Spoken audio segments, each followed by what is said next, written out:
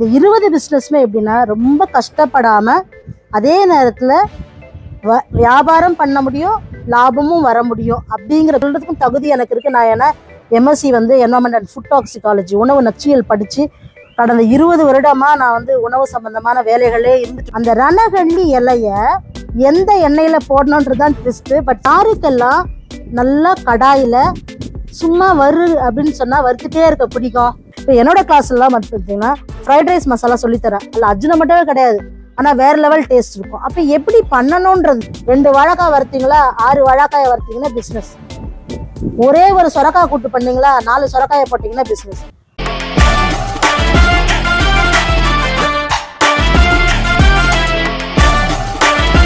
அனைவருக்கும் இனிய வணக்கம். நான் உங்கள் கவிதா பலராமன். இன்றைக்கு ரொம்ப சுவாரஸ்யமான ஒரு தலைப்போட மயில் யூடியூப் சேனலில் உங்களை சந்திக்கிறேன். மதுரை மயில் யூடியூப் சேனல் அப்படின்னாலே டெக்ஸ்டைல்ஸ் அப்படின்னு ரொம்ப ஃபேமஸ். இந்த டெக்ஸ்டைல்ஸ் உலகத்துக்குள்ளே இருக்கக்கூடிய மங்கையர்களுக்காக அவங்களுடைய வாழ்வாதாரத்துக்காக இன்றைக்கி நான் உங்களோட பேசுகிறேன். 20 வகையான சூப்பர் டூப்பர் தொழில் செய்யறது எப்படி வீட்டில் இருந்து கற்றுக்கலாமா? நீங்கள் எல்லாரும் ரெடியாக? 20 வகையான தொழில்களை நாம் இப்போ பண்ண போகிறோம். ஸோ ஃபஸ்ட்டு தொழில் என்னன்னு பார்த்தீங்கன்னா, நமக்கு எல்லாருக்கும் தெரிஞ்ச விஷயம் சமையல் தான். அந்த சமையலில் இருந்து மட்டுமே 10 இல்லை 20 இல்லை 50 வகையான தொழிலே பண்ணலாம். அதெல்லாம் டீட்டெயில்டாக உங்களுக்கு இன்னொரு வீடியோவில் கொடுக்குறோம். ஸோ இப்போ ஃபஸ்ட்டு சமையல்லேருந்து பண்ணக்கூடிய முதல் தொழில் என்னன்னா, யாருக்கெல்லாம் நல்லா கடாயில் சும்மா அப்படின்னு சொன்னால் வறுத்துட்டே இருக்க பிடிக்கும்.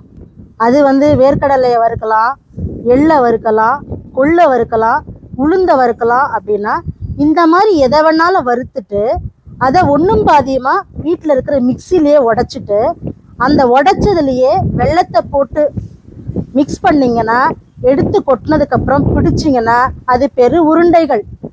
ஸோ உளுந்து உருண்டை, எள்ளு உருண்டை, கடலை உருண்டை, வேர்க்கடலை உருண்டை, எல்லா வகையான உருண்டைகளையும் சத்தான உருண்டைகளை சும்மா வெறும் வறுத்துட்டு வெள்ளத்தை அதில் போட்டுட்டு செஞ்சாலே போதும்.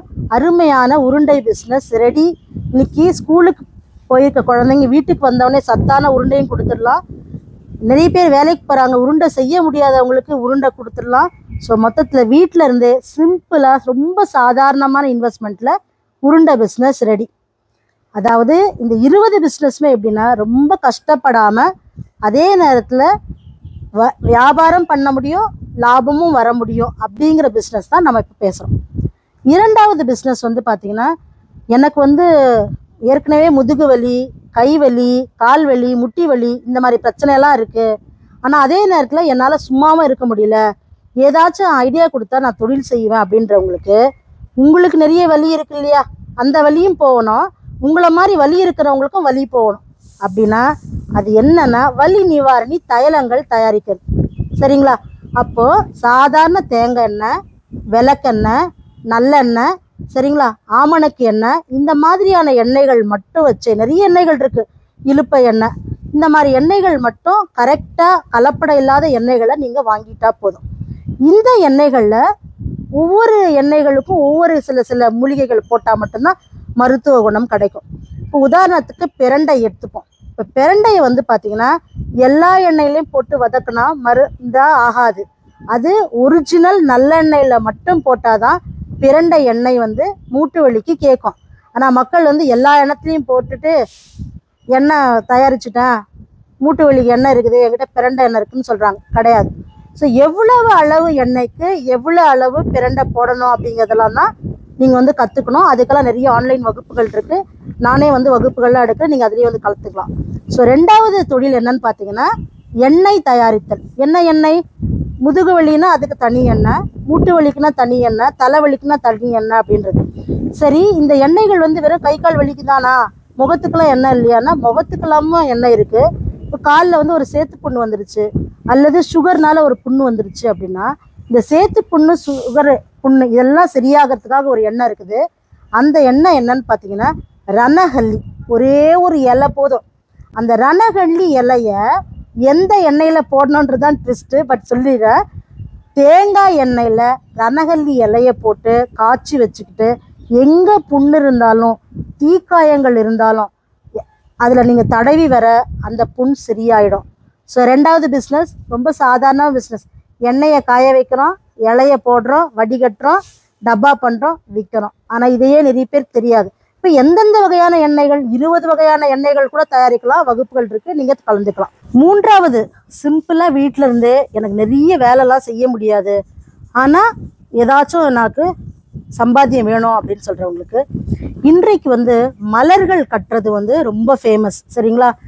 மலர்கள் கட்டுறதுன்னா மல்லி, முல்லை அதெல்லாம் கிடையாது, சாமந்தி எல்லாம் கிடையாது. பிளாஸ்டிக் மலர்களை கட்டி அதுக்கு அலங்காரங்களை ஆக்குறது இன்னைக்கு ஒரு ட்ரெண்டிங்கான பிஸ்னஸாக இருக்குது. அப்போ அந்த பிளாஸ்டிக் அலங்கார மலர்களை உங்களோட க்ரியேட்டிவிக்கு ஏற்ற மாதிரி மாலைகளாக மாற்றலாம், தலைக்கு ஜடைகளாக மாற்றலாம். பாருங்கள், நான் வச்சுருக்க ரோஸே ஒரு பிளாஸ்டிக் ரோஸ் தான், சொல்ல முடியுமா? ஸோ அந்த பிளாஸ்டிக் ரோஸஸை நீங்கள் எப்படி பண்ணுறதுன்னு கற்றுக்கிட்டு சிம்பிளாக வீட்டில் இருந்தே வெறும் அலங்கார மலர்கள், மாலைகள் செய்கிறது. இது எப்போ பண்ணி வச்சாலும் ஒரு மைக்கா கவருக்குள்ளே போட்டிங்கன்னா கிடவே கிடாது. ஸோ பொருளை எப்போ வேணால் விற்றுக்கலாம், நஷ்டமாகிறதுக்கு இதில் வாய்ப்பே இல்லை. ஸோ மூன்றாவது அலங்கார மலர்கள் தயாரித்து தொழிலாக பண்ணுறது. சரிங்களா? நான்காவது பிஸ்னஸ் இன்னைக்கு குழந்தைகள்லேருந்து பெரியவங்க வரைக்கும் ரொம்ப ஆசைப்படுற ஒரு விஷயம் என்னன்னு பார்த்தீங்கன்னா, சின்ன சின்ன வண்ண மீன்கள் மேலே எல்லாருக்குமே ஒரு ஆசை இருக்குது. இந்த சின்ன சின்ன வண்ண மீன்கள் பொறுத்த வரைக்கும் நிறைய பேர் பெரிய இடம் வேணும், வாடகை பிடிக்கணும் அப்படிலாம் நினைக்கிறாங்க. 2 தொட்டியில் பெண்கள் வீட்டில் இந்த வண்ண மீன்கள் பிஸ்னஸ் பண்ண முடியும். ஒரு தொட்டி என்னன்னு பார்த்தீங்கன்னா பெரிய மீன்களுக்காகவும், ஒரு தொட்டி பார்த்தீங்கன்னா அதனுடைய குட்டி குட்டி குஞ்சுகளை ஈனும்போது அதை இனப்பெருக்கம் செஞ்சு வளர்க்குறதுக்காகும். 2 தொட்டிகளில் வண்ண மீன்கள் வளர்க்கலாம். இந்த வண்ண மீன்கள் வளர்க்குறது எதுக்குன்னா, இப்போ இந்த வண்ண மீன்கள் வளர்க்குறதுக்கு உங்களுக்கு பெபிள்ஸ்ன்னு சொல்லக்கூடிய கூழாங்கற்கள் தேவை, அதற்கு பார்த்தீங்கன்னா மோட்டார் தேவை, அதுக்கு தீனி போடக்கூடிய ஃபிஷ் ஃபுட்ஸ் எல்லாமே தேவை, அப்புறம் அதுக்கு வார்ம்ஸ்லாம் தேவை. இது எல்லாமே நீங்கள் விற்கிறீங்கன்னு சொன்னால் யாரும் வாங்க மாட்டாங்க. அதுவே மீன்கள் வச்சு இதெல்லாம் சேர்த்து விற்றீங்கன்னா உங்ககிட்ட பொருள் வாங்குவாங்க. சரிங்களா?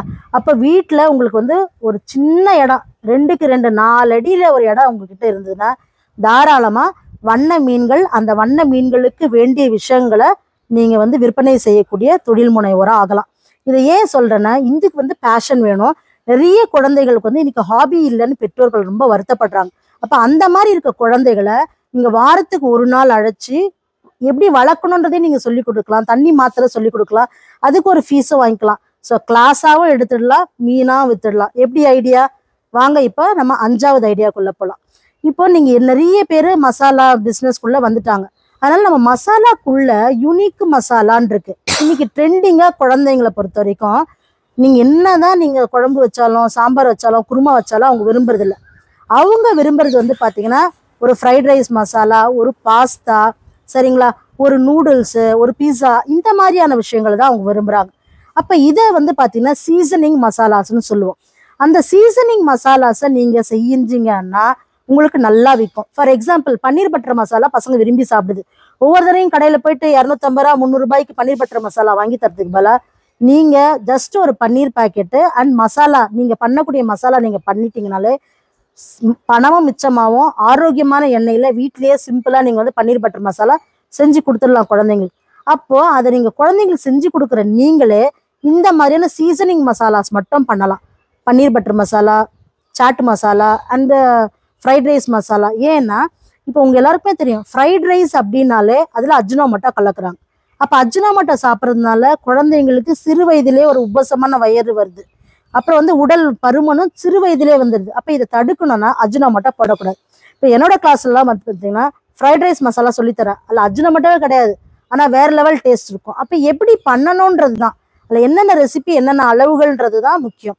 ஸோ இப்போ 5வது என்னென்னா சீசனிங் மசாலா. எல்லாரும் பண்ணக்கூடிய மசாலாவுக்கு பதிலாக நீங்கள் டிஃப்ரெண்ட்டாக சீசனிங் மசாலா பண்ணும்பொழுது உங்கள் பிஸ்னஸ் ரொம்ப நல்லா ஓடும்.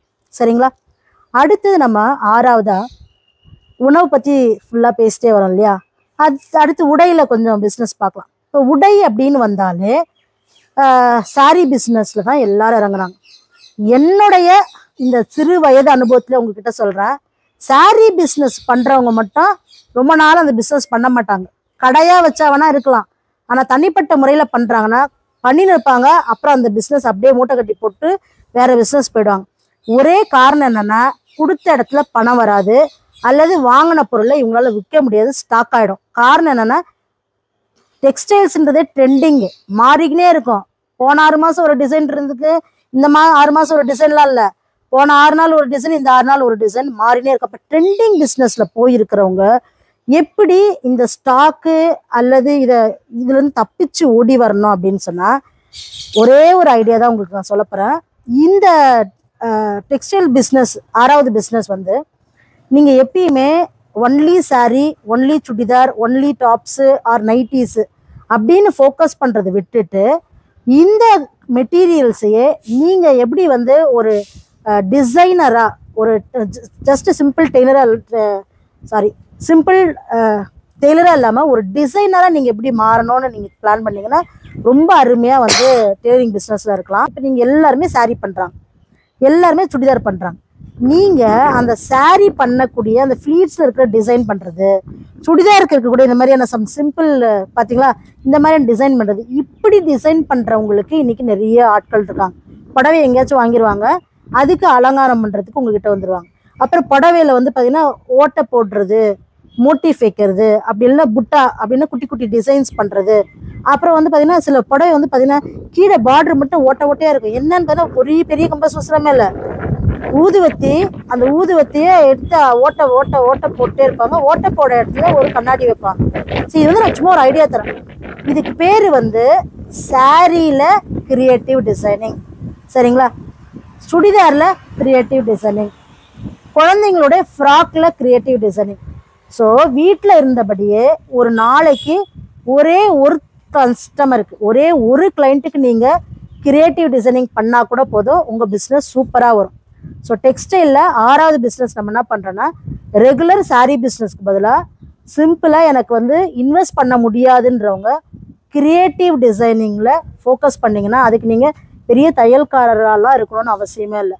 அதுக்கு உங்களுக்கு ஒரு கிரியேட்டிவ் வேணும், ஏதாச்சும் ஒரு டிசைனை அதில் ஒட்டணும், தைக்கணும் அப்படின்ற மாதிரி மட்டும் இருந்தால் போதும், சூப்பராக வரும். இப்போ நம்ம வந்து 7வது பிஸ்னஸ்க்குள்ளே போகிறோம். இந்த 7வது பிஸ்னஸில் நான் உங்களுக்கு சொல்ல நினைக்கிறது, ஆண்களுக்கு தேவையான விஷயங்கள் வந்து இன்னைக்கு பெண்கள் விற்கிறதே கிடையாது. அப்போ ஆண்களுக்கு என்ன தேவை இருக்குது, என்ன விற்கிறது அப்படின்னு கேட்டால் கூட நிறைய பேர் காமெடி பண்ணுறாங்க. ஆண்களுக்கு தேவையான விஷயங்கள்னு பார்த்தீங்கன்னா, ஃபஸ்ட்டு வந்து அவங்க வந்து ஹெல்த்து தான் ஃபோக்கஸ் பண்ணுவாங்க, சரிங்களா?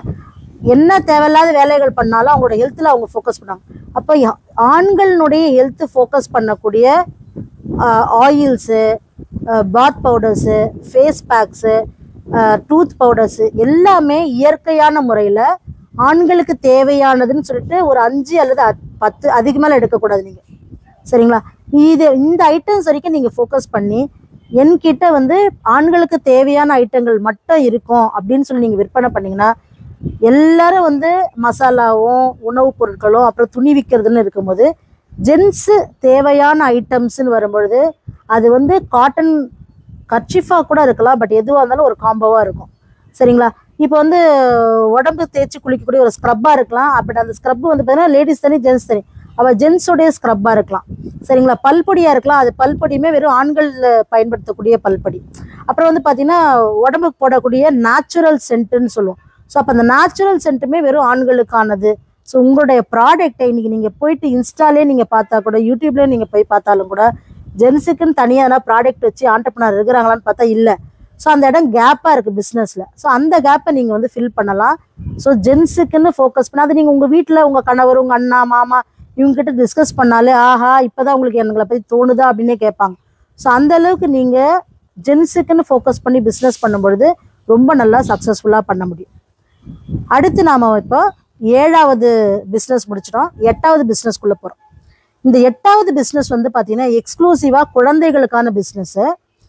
ஏன் குழந்தைகளுக்கான பிஸ்னஸ்னால், முன்னெல்லாம் ஒரு கை குழந்தை 6 மாதம் குழந்தை ஆன உடனே அது வாய்க்குள்ளே பார்த்திங்கன்னா இங்கேருந்து குருவாயூர் போயிட்டு அது வாயில் வந்து ஒரு சோறு வச்சுட்டு வருவாங்க, அப்போ நல்லா சாப்பிடணும். அதே மாதிரி குலதெய்வம் கோயிலுக்கு போயிட்டு வாயில் வந்து சோறு வச்சுட்டு வந்து சாப்பிடுவாங்க. தாத்தா பாட்டிலாம் இருக்கிறாங்கன்னா தவழ்ந்து போய் அந்த தாத்தா பாட்டியோட தட்டில் அந்த கிண்ணம்னு சொல்லுவாங்க, அமுதம், அதில் போய் கையை வச்சு எடுத்து சாப்பிட்டுச்சுன்னா, ஆஹா என் குழந்தை நல்லா சாப்பிடுன்னா தாத்தாவோட தட்டில் எடுத்து சாப்பிட்டுச்சுன்னு சொல்லி சந்தோஷப்பட்ட சமுதாயமாக இருந்தது. இன்றைக்கி வந்து பார்த்திங்கன்னா குழந்தை இங்கே தொடக்கூடாது அங்கே தொடக்கூடாதுன்னு சொல்லிட்டு எல்லாமே டின் ஃபுட்டுக்குள்ளே வந்து மாட்டிக்கிறாங்க. நல்ல நியோனாலஜிஸ்ட், நல்ல டாக்டர்ஸ், நீங்கள் நியோனாலஜிஸ்ட்லாம் போய் பார்த்தீங்கன்னா சொல்லுவாங்க, அம்மா வீட்டில் சோறு செய்கிறீங்களா, பருப்பு வைக்கிறீங்களா, அதையே குழந்தைங்களுக்கு கொடுங்கம்மா. எதுக்கு குழந்தைக்குன்னு வேற ஏதோ அடைச்சி வச்சதை கொடுக்குறீங்கன்னு சொல்லுவாங்க. ஏன்னா குழந்தைங்களுக்கு ஃப்ரெஷ் ஃபுட்டு தான் கொடுக்கணும். ஆனால் பரபரப்பாக இருக்கிற பெற்றோர்களுக்கு, அம்மா வேலைக்கு போயிடுறாங்க, குழந்தைய பார்த்துக்க முடியல, இந்த மாதிரி சூழ்நிலை வந்து அமுக்கும் பொழுது அந்த குழந்தைங்களுக்கு தேவையான முன்னூட்டச்சத்து, நியூட்ரியன்ஸ் சப்ளிமெண்ட் பண்ணுறதுக்கு ஆள் கிடையாது. ஸோ குழந்தைகளுக்கான சரிங்களா ஆரோக்கிய மால்ட், குழந்தைகளுக்கான சர்லாக்ஸு, குழந்தைகளுக்கான டைஜஷன் ப்ரோட்டீன் ஃபுட்ஸ் நிறைய இருக்குது. 10 இல்லை 20 வகையான டிஃப்ரெண்ட் ஃபுட்ஸ் இருக்குது. ஸோ அந்த ஃபுட்ஸை எப்படி தயாரிக்கணும் அப்படின்றத நம்ம ஆயா காலத்து ஃபுட்டில் நீங்கள் போய் ஃபாலோ பண்ணாலுமே கிடச்சிரும். எப்படின்னா வயிறு உபசமாக இருக்குன்னா அதுக்கு வந்து ஒரு உட்வர்ட்ஸ் கிரேப் வாட்டர்னு கொடுக்கும். அதை எப்படி தயாரிச்சாங்கன்னு போய் பார்த்தீங்கன்னா ஆச்சரியமாக இருக்கும். ஒன்றுமே இல்லை, ஒரு ஓமம் தண்ணி, அது எவ்வளோ அளவில் எவ்வளோ நேரத்தில் கொதிக்க வைக்கணும், எவ்வளோ நாள் அதை பதப்படுத்தி வச்சுக்கணும்னு தெரிஞ்சுட்டா அதுதான் பிஸ்னஸ். அதே மாதிரி நம்மளுடைய கேழ்வரகு இருக்குது, அந்த கேப்பையை குழந்தைக்கு கொடுக்கும் போது முளை கட்டி கொடுக்கக்கூடாது. நோட் பண்ணிக்கோங்க. குழந்தைக்கு முளை கட்டின கேப்பை எதுக்கு? குழந்தை வந்து நல்ல ப்ரோட்டீன் ஃபுட்டு சாப்பிடணும். 50 வயசுக்கு மேலே இருக்கிற ஆளுக்கு தான் உங்களுக்கு வந்து ப்ரோட்டீன் குறைவாக இருக்கணும், ஃபைபர் நிறைய இருக்கணும். ஸோ அப்போ குழந்தைக்குன்னு வரும்போது நான் வந்து முளை கட்டின ஸ்ப்ரவுட்டடு கேப்பை கொடுக்குறேன் அப்படின்னு சொல்கிறாங்க. ரொம்ப காமெடியாக இருக்குது. குழந்தைங்களுக்கு எதை கொடுக்கணுன்னே தெரியாததை வாங்கி கொடுக்குறாங்க. அப்புறம் குழந்தைக்கு என் குழந்தை நல்லா ஏபிசி மால்ட்டு குடிக்குதுன்னு சொல்கிறாங்க. குழந்தைக்கு எதுக்கு ஏபிசி மால்ட்டு? அதில் என்ன இருக்குது? 85% சுகர் இருக்குது. 85% சுகர் குடித்தா அந்த குழந்தை என்ன ஆகும்? இதெல்லாம் வந்து பெற்றோர்கள் சிந்திக்கணும். அப்போ எப்படிப்பட்ட மால்ட்டு கொடுக்கணும்? ஆரோக்கிய மால்ட்டு கொடுக்கணும். அப்போ எப்படிப்பட்ட சர்லாக்கு கொடுக்கணும் போது நல்லா தெரிஞ்சுங்க. அந்த சர்லாக்கு பவுடரு கூட உங்களுக்கு 15லேருந்து 20 நாள், அதிகபட்சம் 1 மாதம் தான் உற்பத்தி பண்ண நாள்லேருந்து அந்த குழந்தைய கொடுக்கணுமே தவிர, டின் பண்ணி வச்சு 6 மாதம் 1 வருஷம் வச்சு கொடுக்குறீங்கன்னா ஒரு உணவு, நம்ம சமைச்ச உணவு 2வது நாள் கெட்டு போதில்லை, தண்ணி ஊற்றினாதான் சோறு. இந்த பேசிக்கான ஒரு ஃபுட்டை பற்றின ஒரு நாலேஜ் இருந்தாலே போதும், குழந்தைங்களோட ஆரோக்கியம் வந்து பெற்றோர்கள் முன்னாடி வந்துடும். அப்போ குழந்தைகளுடைய ஆரோக்கியத்தில் ஃபோக்கஸ் பண்ணி உங்களோட பிஸ்னஸில் நீங்கள் இந்த நாலேஜை நீங்கள் கேதர் பண்ணி நீங்கள் கொண்டு போகும்போது உங்களுடைய ப்ராடக்ட், உங்கள் பிஸ்னஸ் ரொம்ப நல்லா போகும். ஸோ குழந்தைகளுக்கான பிஸ்னஸ் வந்து இன்றைக்கி கேப்பாக தான் இருக்குது.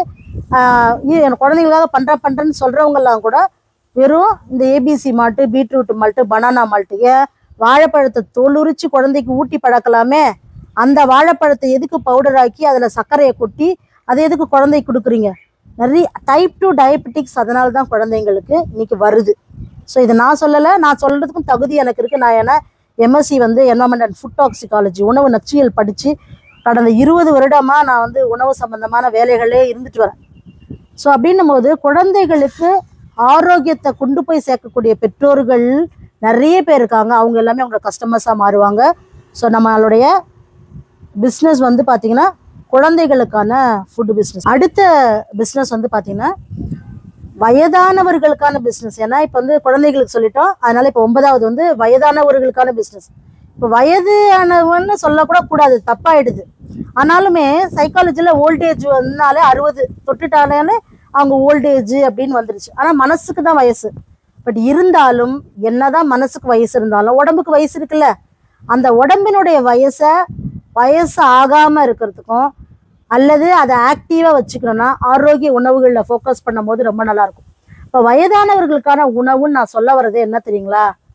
நீங்கள் வீட்டில் இருந்தபடி ஒரு ரொம்பலாம் வேணாம், ஒரு 20 பேரை, ஒரு 50 பேரை கிளைண்ட்டு பிடிச்சிட்டிங்க 60 வயசுக்கு மேலேன்னா அவங்களுக்கு ஒரு நாளைக்கு வந்து ஃப்ரூட் கட் பண்ணி கொடுக்குறது, ஒரு நாளைக்கு வெறும் சாலட்ஸ் பண்ணி கொடுக்குறது, ஒரு நாளைக்கு வெறும் ஸ்ப்ரவுட்ஸ் பண்ணி கொடுக்குறது, ஒரு நாளைக்கு இந்த ஸ்ப்ரவுட்டையே வந்து பார்த்திங்கன்னா வேக வச்சு அதில் காய் மிக்ஸ் பண்ணி கொடுக்குறது. இப்படி 7 நாளுக்கு 7 விதமான கப்பு ஃபுட்ஸ், சரிங்களா, மூடி வச்ச டப்பா போட்டு மூடி வச்ச ஃபுட்ஸை இது வந்து வயதானவங்க சாப்பிடணும் இல்லை, இளைஞர்களும் சாப்பிடலாம். பட் இருந்தாலும் 60 இயர்ஸ்க்கு மேலே இருக்கிறவங்க கம்பல்சரியாக அந்த மாதிரி ஃபுட்டு சாப்பிடும் போது அவங்களுக்கு மெயின் பிரச்சனை என்னென்னா வெளிக்கு போகாமல் இருக்குது, காலை கடன் நிம்மதியாக நடக்காமல் இருக்குது. அந்த காலத்தில் சொல்லுவாங்க மும்மலம் கழித்தால் நலம்னு சொல்லிட்டு. ஸோ மும்மலம்னா ஒரு நாளைக்கு 3 தடவை மலம் கழிச்சா அவங்க உடல் ஆரோக்கியமாக இருக்குன்னு அர்த்தம். குழந்தைதான் அதை செய்யுது. பெரியவங்க வந்து ஒரு நாளைக்கு ஒரு தடவைக்கே கஷ்டப்படுறாங்க. 2 நாள் 3 நாள்லாம் அவங்களுடைய வயிற்றுல அப்படியே கழிவு தங்குது, கழிவு நீக்கம் ஆகாமல் இருக்கு. அப்போ அந்த கழிவு நீக்கம் ஆகணும்னா என்னதான் அவங்க சாப்பிட்டாலும் அதுக்கு பதிலாக சிலர் தான் வந்து வீட்டிலேயே வந்து பழம்லாம் கட் பண்ணி சாப்பிட முடியுது. ஆனால் பழம் கட் பண்ணி சாப்பிட முடியாதவங்க நிறைய பேர் இருக்காங்க. கையில் பணம் இருக்குது, போயிட்டு கடைக்கு போய் வாங்கிட்டு வந்து சாப்பிட முடியாத நிறைய பேர் இருக்காங்க. ஸோ அப்படி இருக்கக்கூடிய ஒரு கேட்டட் கம்யூனிட்டியில் இருக்கிறவங்களா இருக்கலாம், இல்லை தனிப்பட்ட வீடுகளில் இருக்கவங்களா இருக்கலாம், அப்பார்ட்மெண்ட்டில் இருக்கவங்களா இருக்கலாம். அப்படி இருக்கக்கூடிய ஆள்கள் 60 வயதுக்கு மேலே உள்ளவங்க ஆரோக்கியத்து மேலே ஃபோக்கஸ் பண்ணுறவங்க கிட்ட உங்களோட பிஸ்னஸாக நீங்கள் இது இனிஷியேட் பண்ணிவிட்டு, இந்த பிஸ்னஸ் நான் பண்ணுறேன், உங்களுக்கு வேணும்னா ஒரு வாரத்துக்கு நான் சப்ளை பண்ணுறேன், மண்டேலேருந்து அடுத்த சண்டே வரைக்கும் இதுதான் மெனு, இவ்வளோதான் ப்ரைஸு நீங்கள் சொல்லிட்டீங்கன்னா, முன்னாடியே அட்வான்ஸாக காசு வாங்கிட்டு எவ்ரிடே நீங்கள் வந்து அந்த டைமுக்கு நீங்கள் ஈவினிங் 4 o'clockனா 4 o'clock, மார்னிங் 11 o'clockனா 11 o'clockனு சப்ளை பண்ணலாம். அருமையான பிஸ்னஸ்ஸு. இதை வந்து முதல்ல பெரியவங்களுக்கு ஆரம்பிக்கலாம், அப்புறம் நீங்கள் அதை கடையாக கூட வச்சிடலாம். ஆனால் நான் சொல்கிறது எல்லாமே உங்ககிட்ட இருக்கிற குறைஞ்ச டைமு, உங்கள் பிள்ளைங்களுக்கெல்லாம் ஸ்கூலுக்கு போயிட்டாங்க, அந்த டைமில் வந்து என்ன செய்யுதுன்னு தெரியல, ஒரு வருமானம் வேணும். அப்போ ஸ்கூலுக்கு போயிட்டு திரும்ப வரத்துக்குள்ளே நீங்கள் இதெல்லாம் ரெடி பண்ணி உங்களோட கிளைண்ட்ஸுக்கு 4 வெரைட்டி ஆஃப் பழம், 4 வெரைட்டி ஆஃப் காய், அதை நீங்கள் என்ன பண்ணலாம், அழகாக கொண்டு போயிட்டு அவங்களுக்கு கொடுத்துடலாம். இது சூப்பரான பிஸ்னஸ், ரொம்ப சக்ஸஸ்ஃபுல்லாக வரும். நம்ம சொல்கிற எல்லா பிஸ்னஸுமே பெரிய அளவு இன்வெஸ்ட்மெண்ட்டு சொல்லலை, பெரிய அளவு டைமும் செலவு பண்ணுறதுக்கும் சொல்லலை, 4-5 பேர் வேலை வச்சு பண்ணுறதுக்கும் சொல்லலை. நம்ம சொல்கிற இந்த பிஸ்னஸே நீங்கள் பெரிய அளவு இன்வெஸ்ட்மெண்ட் பண்ணியும் பண்ணலாம், நிறைய பேரை வேலை வச்சும் பண்ணலாம். ஆனால் நம்ம சொல்கிற எல்லா பிஸ்னஸும் குழந்தைங்க ஸ்கூலுக்கு போயிட்டாங்க, எனக்கு நிறைய டைம் இருக்குது, அதே நேரத்தில் எனக்கு ஒரு வருமானம் வேணும், என் கணவருக்கு நான் உதவியாகவும் இருக்கணும், அதே மாதிரி அவரையும் நான் டிபெண்ட் பண்ணி இருக்கக்கூடாது, என்னுடைய சொந்த காலில் உழைப்பில் இருக்கணும் அப்படின்றவங்களுக்கு எல்லாருக்குமே இந்த சொல்லக்கூடிய பிஸ்னஸ் எல்லாமே ரொம்ப பொருத்தமாக இருக்கும். இப்போ சொல்லக்கூடிய இந்த 11வது பிஸ்னஸ் வந்து பார்த்திங்கன்னா, இன்றைக்கி உலகம் போகிற போக்கில் சோறு வடிக்கிறதுக்கு கூட சுணக்கமாகி போச்சு. சோறு வடிக்கவே முடியாத அளவுக்கு தான் இன்றைக்கி இருக்காங்க. நான் யாரையும் எந்த ஆண்களையும் குறை சொல்லலை, சோறு வடிக்கிறது பொம்பளைங்களோட வேலை தானும் பேச வரல. ஆனால் இன்றைக்கி சோறு வடிக்கிறதே சுணக்கமாயிடுச்சுன்னா, குழம்பு வைக்கிறது, காய் வைக்கிறது, கறி வைக்கிறதுனா எவ்வளோ சுணக்கமாயிடும். ஆனால் எனக்கு வந்து நான் வந்து ஒரு ப்ரொஃபஷனல் சோஷியல் ஒர்க்கராக இருக்கிறனால ரொம்ப மன வருத்தம் என்னென்னா, உடம்பு இருந்தால் தான் உலகமே.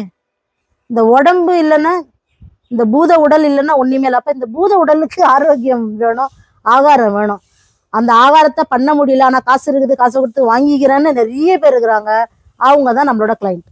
ஸோ அந்த கிளைண்ட்டை தான் நம்ம 11வது பிஸ்னஸாக மாற்ற போகிறோம். என்னென்ன, ஆரோக்கியமான குழம்புகள் தயாரிக்கிறது, சரிங்களா, ஆரோக்கியமான பொரியல்கள், காய்கறிகள் தயாரிக்கிறது. இதில் ஏதாச்சும் ஒன்று எடுத்துக்கினா கூட போதும். வெறும் குழம்பு தான் அப்படின்னா 7 நாளைக்கு 7 குழம்பு. நான் 7 நாளும் 7 வெஜிடேரியன் தான் பண்ண போகிறேன்னா 7 வெஜிடேரியன் பிடிச்சிக்குங்க. இல்லை 7 நாளும் நான் 7 நான் வெஜிடேரியன் பண்ண போகிறேன்னு நீங்கள் 7 நாள் நான் 7 நான் வெஜிடேரியன் பிடிச்சிக்கோங்க. ஸோ உங்கள் கிளைண்ட் எல்லாமே ஒன்று வெஜிடேரியன் குரூப்பாக வந்து மாட்டிப்பாங்க, இல்லை நான் வெஜிடேரியனாக வந்து வருவாங்க. ஏன்னா குழம்பு வைக்க முடியல அவங்களால. குழம்பு கிடைக்கும் 4 பேருக்கு அப்படின்னா வாங்கிட்டு போயிட்டு சாப்பிட்றதுக்கு ரெடி, வாங்கிக்கிறதுக்கு ரெடி, அதுவும் டேஸ்ட்டாக இருக்கும், ஆரோக்கியமாக இருக்கும். அப்போ ஒரு நாளைக்கு வந்து பார்த்திங்கன்னா கீரை கிடைக்குது அப்படின்னா தேவாமிர்தமாக எடுத்துன்னு போயிடுவாங்க. ஒரு நாள் வந்து பார்த்தீங்கன்னா நீர்க்காயில் நீங்கள் ஏதோ ஒரு கூட்டு பண்ணி கொடுக்குறீங்கன்னா லட்டு மாதிரி பிடிச்சின்னு போயிடாங்க. ஒரு நாளைக்கு நீங்கள் மருந்து குழம்பு, பூண்டு குழம்பு, இஞ்சி குழம்பு, ஜீரணமாகறதுக்காக ஜீரகம், இஞ்சி எல்லாம் போட்டு இந்த மாதிரி ஒரு பாரம்பரிய குழம்புகள்லாம் வச்சு தரீங்கன்னா உங்களை வந்து அப்படியே பிடிச்சின்னு போயிடுவாங்க. உடனே நீங்கள் கேட்கலாம், மேடம் அதான் ஏற்கனவே நிறைய பிராண்ட் இல்லை, ஆர்டர் போட்டால் வீட்டுக்கே வந்துடுது, அப்புறம் வந்து நிறைய ஹோட்டல்காரனே இப்போ குழம்புலாம் விற்கிறானேன்னா அதெல்லாம் போய் சாப்பிட்டு பார்த்த நாக்கு ஐயோ வேண்டாம், இதெல்லாம் குழம்பே இல்லை, ஆர்டர்னு போட்டு 10 ரூபா பொருளை 100 ரூபாய்க்கு நான் ஏமாந்தது தான் மிச்சம், 100 ரூபாய்க்கு பெறாததுக்கு நான் 400 ரூபாய் 450 ரூபா செலவு பண்ணுறேன்னு நொந்து போயிட்டாங்க நிறைய பேர். ஆனாலும் வேறு வழி இல்லை, அதே 450 ரூபா செலவு பண்ணிட்டு இருக்காங்க. அவங்க தான் என்ன சொல்கிறாங்கன்னா, ஹோட்டலுக்கு போய் வாங்கிட்டு வந்துடுறோம் குழம்ப, ஆனால் நைட்டு வரைக்கும் 5 லிட்டர் தண்ணி குடிச்சதான் மிச்சம். அப்போ என்ன அதில் இருக்குது சொல்லவே வேணாம். அப்போ அதில் அவ்வளோ அளவுக்கு செம்ம உணவு கலப்படங்கள், சோடியம் பென்சோயேட்டு, சிட்ரிக் ஆசிடு எல்லாத்தையும் போட்டு கலந்து உங்களுக்கு குழம்பா வந்துடுது. அப்போ அந்த குழம்பு அடுத்த நாள் கிடையாது, அந்த குழம்பு 10 நாள் ஆனாலும் கிடையாது. ஆனால் அந்த சோடியம் பென்சோயேட்டை சூடு பண்ண நமக்கு தான் கேன்சருக்கு வேண்டிய எல்லா விஷயங்களும் வயிற்றுக்குள்ளே ஃப்ரீ ரேடிக்கலாக வந்து சேரும். அப்போது ஆரோக்கியத்தை தேடுறவங்களும் காசு கொஞ்சமாச்சும் மிச்சம் பண்ண, உழைச்ச காசு பூரா வெளியில் போகாமல் கொஞ்ச நாள் மிச்சம் பண்ண நினைக்கிறவங்களும், ஆனாலும் குழம்பு வைக்க முடியாதவங்களுக்கும் இந்த 11வது பிஸ்னஸ்ஸு அருமையான பிஸ்னஸ்ஸு.